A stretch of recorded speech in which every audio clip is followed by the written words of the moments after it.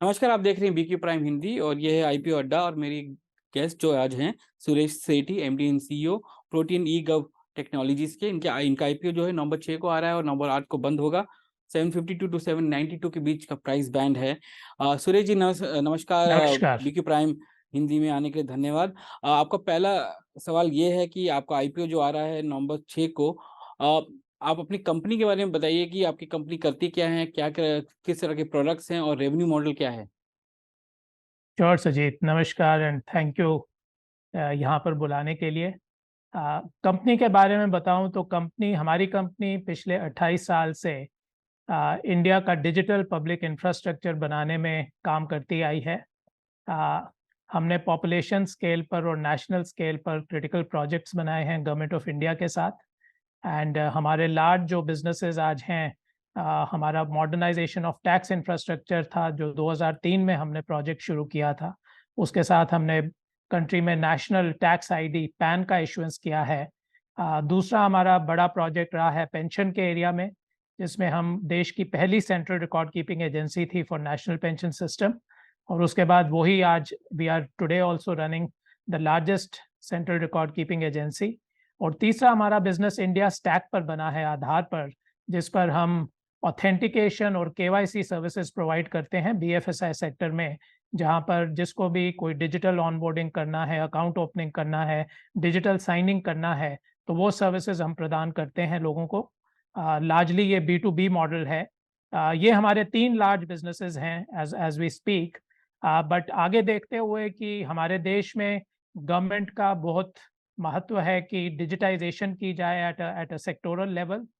सो अगर policy framework देखा जाए तो मेटी ने पॉलिसी पेपर इशू किया था जहां पर उन्होंने कहा था कि नेशनल ओपन डिजिटल इकोसिस्टम बनाए जाएंगे मल्टीपल सेक्टर्स में। सो हुँ। आज हम मल्टीपल सेक्टर्स में ये काम कर रहे हैं।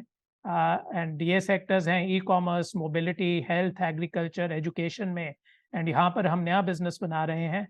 सिमिलरली जो हम आधार स्टैक पे काम करते हैं उस पर हम डेटा सर्विसेज प्रोवाइड कर रहे हैं, जहां पर हमको एक अकाउंट एग्रीगेटर लाइसेंस भी मिला है आरबीआई के साथ, जिसके साथ हुँ। हम डेटा बिजनेस बिल्ड कर रहे हैं। और क्लाउड और इन्फोसेक्स कंसल्टिंग हमारे 2 और बिजनेसेस हैं जो हमने लॉन्च किए हैं। सो हम 3 सर्विसेज जो आज तक प्रदान करते थे, उनसे हम 6 सर्विसेज का स्टैक बना रहे हैं। और ये पूरा बिजनेस हम ग्लोबल मार्केट्स में ले जाना चाहते हैं as a part of the DPI stack और the e governance stack.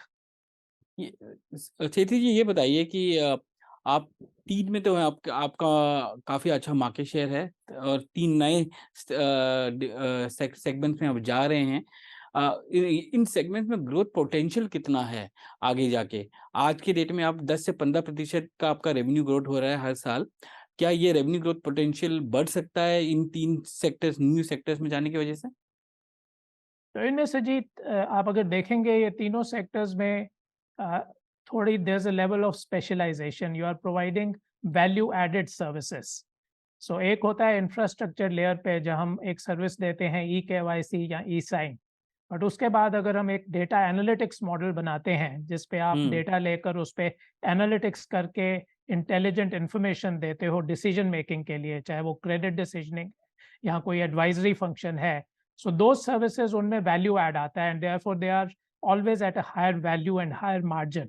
Hmm. So data में हमारा वही एक मानना है। अब अगर आप देखेंगे हमारा ओपन इकोसिस्टम में जो हम इन्वेस्टमेंट कर रहे हैं इन डिजिटल कॉमर्स और इन मोबिलिटी, हेल्थ, एग्रीकल्चर, एजुकेशन, वहाँ पर प्रोटियन अगेन देख रहा है कि वो इंफ्रास्ट्रक्चर लेवल पे भी सर्विसेज प्रोवाइड करे, बट एक SaaS मॉडल के साथ we are also providing services at the innovation layer, which are hmm. again value added services, and therefore they have a higher return because of the value addition that you're doing in providing that service.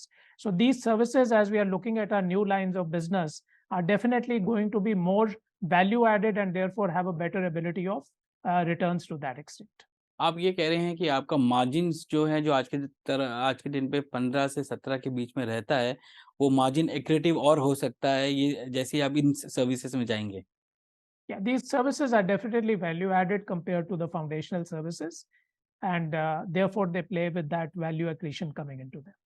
अब आप एक साल में कितना percentage of revenue जो है, you know innovation में spend करते हैं या R&D में स्पेंड करते हैं जिससे आप न्यू प्रोडक्ट्स या सर्विसेज बना सकें? तो सुजीत, इस पे it's not about a specific amount. हमने जो पिछले 3 साल में भी किया है, एज वी लुक एट ये नए इकोसिस्टम बन रहे हैं, अलग अलग सेक्टर्स में बन रहे हैं, तो हमने सबसे पहले पीपल इन्वेस्टमेंट की है, because we invested in building full stack engineers, we've got product design and development teams specialising in sector specialisation और डेटा एनालिटिक्स। सो अगर आप देखेंगे, हमारा employee base has gone up by 34%, and our employee expenses have actually gone up year on year over the last 2 years by almost 50% plus. So that is in a way, ahead of time investment to hmm make sure we have the capability to play in these sectors and hmm play with an advantage. So basically आप products बना रहे हैं जो आगे जाके आपको revenues दें on a transactional basis या पर यूज बेसिस, जो आपको रेवेन्यूज आते रहेंगे उसमें से ये जो आपने कहा कि ओपन आर्किटेक्चर के थ्रू कब कर रहे हैं वेरियस सेगमेंट्स में, एग्रीकल्चर हुआ, एजुकेशन हुआ या ई कॉमर्स हुआ, वहाँ पर आप किस तरह के सर्विसेज प्रोवाइड करेंगे? और फ्रॉम द टाइम ऑफ आपने जो शुरू किया प्रोजेक्ट और जब से रेवेन्यू आना शुरू होगा, कितना लैग होता है इसके बीच में? So see, in projects में if you see जो नया DPIs बन रहे हैं ओपन डिजिटल इकोसिस्टम पे, इनकी एक लेयर्ड अप्रोच है। एज हमने देखा है कि we have very two successful big examples in the country. एक हमारा आधार डेटाबेस था, सो एक नेशनल आइडेंटिटी डेटाबेस है, उसके ऊपर since it was open standards, open services, companies have come in and built their own applications for consumer and corporate consumption. UPI को आप देखिए, एनपीसीआई यूपीआई रन करते हैं, बट उसके हुँ, ऊपर बैंकिंग एप्लीकेशंस हैं, गूगल एप्लीकेशन है, PhonePe application है, so multiple applications play on top of it. So it's a layered approach. At the bottom is the infrastructure layer of digitisation, and उसके ऊपर एक innovation layer है जहाँ पे consumer corporate take बनता है और बहुत कंपनीज उसमें पार्टिसिपेट करती हैं। So for us it's a dual revenue model. जो एरियाज मैंने डिजिटल इकोसिस्टम में कहे हैं जहाँ पर प्रोटियन आज काम कर रहा है, एक तो हमको इंफ्रास्ट्रक्चर लेवल पे रेवेन्यू एक्रीशन होता है, और वहाँ पे considering initially you are investing in building the infrastructure, your hmm, revenues come either from the governance entity, the central entity, and over a period of time वो market participants के through revenue create होता है। और जो ऊपर उसके innovation layer है जहाँ पे आप कंज्यूमर और कॉर्पोरेट टेक बनाते हैं, that is largely a B2B or a B2C model, which is largely a SaaS driven model. So hmm. whatever technology you're building and putting out there, जब उस पे transactions होती हैं, you start getting revenue. So in सब areas में अगर हम देखें, ONDC specifically, we are already getting some returns or revenues in these businesses, and it's the point to see how they scale up going forward. आप आपका काफ़ी pan India network है, on ground भी है और डिजिटल भी है। अ, मेरा सवाल ये है कि आपके पास अकाउंट एग्रीगेटर लाइसेंस भी आपको मिला है। अ, और ये जो चीज़ है बहुत ही स्लो है अभी, उतना उतना बड़ा नहीं है, पर आप इसको स्केल अप कैसे करेंगे? इसमें इसकी अपॉर्च्युनिटीज़ कितनी है अकाउंट एग्रीगेटर की? और आपके ऑन ग्राउंड और डिजिटल जो हैं assets, price points of touch points हो या डिजिटल टच पॉइंट्स हो, उन सबको आप कैसे इसके अंदर लेकर आएँगे और ये इसका पोटेंशियल कितना है अकाउंट एग्रीगेटर का? So Sujit, account aggregator is a very powerful concept, क्योंकि इंडिया में एक ऐसा फ्रेमवर्क बनाया गया है जहां एक इंडिविजुअल अपने डेटा को शेयर कर सकता है अपनी मर्जी से, और उसके उसके आसपास एक तरीके का कंसेंट आर्टिफैक्ट दे सकता है कि ये डेटा कैसे कहाँ पे यूज होगा।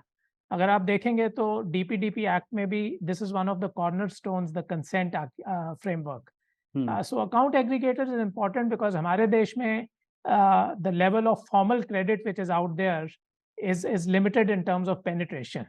हुँ, And one of the challenges is, पहला चैलेंज आइडेंटिटी का होता था, उसके बाद है कि मेरे पास कुछ डेटा है जिसके बेसिस पे मैं क्रेडिट अवेल कर पाऊँ। Now account aggregator is a framework जहाँ पे आप अपना डेटा शेयर कर सकते हैं, and today, as we consume services digitally and we do payments digitally, more and more digital data is getting created. So as a concept, as a framework, it's very powerful. But to your point, अब हमारा एक pan India network है। आज हम वहाँ पे अपनी traditional services offer करते हैं, जैसे पैन इशुएंस हो गया, opening of a pension account हो गया या टैक्स फाइलिंग हो गया। This is a network of almost 1,67,000 points of service. And in India हमारा मानना ये है कि कुछ लोग डायरेक्टली डिजिटली कंज्यूम करेंगे सर्विसेज को और कुछ लोग को असिस्टेड मॉडल चाहिए होगा। So this is a huge assisted model, and even an account aggregator we do believe that an assisted model will be equally strong or equally needed to be able to create penetration and adoption. And that is where we feel that some of our network can also be used for those purposes. And इसमें scale कब तक आ पाएगा, in the sense revenue potential कब तक आएगा? Their market numbers, account aggregator definitely is, picking up. You have numbers which see the sort of adoption which is there in terms of sharing data, consent provisioning, and definitely it is picking up. We'll have to see what's the inflection point going forward. मेरा आखिरी सवाल आपसे, आप dividend pay करते आ रहे हैं काफ़ी सालों से, अब जब आप मार्केट में आ रहे हैं तो किस तरह का डिविडेंड आप पे करेंगे शेयर होल्डर्स को? Sujit, I can talk about historically जो हमने किया है। हिस्टोरिकली बता दीजिए, So वो क्या वो 2000 ट्रेंड रहेगा? Yeah, 2001 onwards, we've been regularly paying dividends. So it's a consistent track record. And definitely, that is something we'll be doing all along, and we'll be guided by the investors and the shareholders going forward. But that's the track record of the company. Suresh Sethi ji, thank you very much for joining us on BQ Prime Hindi. आपका IPO जो है नवंबर 6 को आ रहा है, नवंबर 8 को बंद हो रहा है। 752 टू 792 के बीच का प्राइस बैंड है, और upper end of the price band आप का कंपनी का वैल्यू 3200 करोड़ के आसपास है, और ये ओएफएस है 490 करोड़ का, जिसमें काफ़ी फाइनेंशियल इंस्टीट्यूशंस और एनएससी इन्वेस्टमेंट हैं, जो इनके शेयर होल्डर्स हैं, पब्लिक शेयर होल्डर्स हैं, सबके सब वो उनमें से काफ़ी वो लोग ऑफलोड कर रहे हैं। धन्यवाद आज बीक्यू प्राइम हिंदी से बात करने के लिए और आईपीओ अड्डा में आने के लिए। Thank you, Sujit. Thank you very much.